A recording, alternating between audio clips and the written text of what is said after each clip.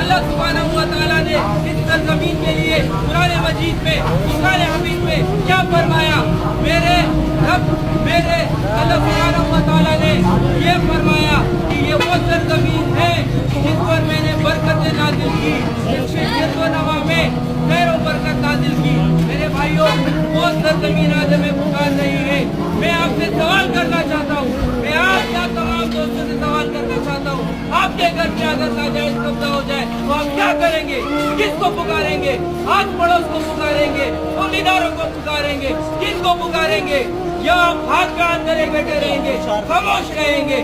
وہ مقدس سرزمین کیا آپ نہیں سمجھتے کہ آزاد ہونی چاہیے؟ وہ تھیوری وجود، وہ ناپاک یہودی وجود آج قابل ہے میرے بیت المقدس پر، قبلہ اول پر، جس کی بشارتیں، جس کا مقدس، جس کی حرمت قرآن اور حدیث سے ثابت ہے۔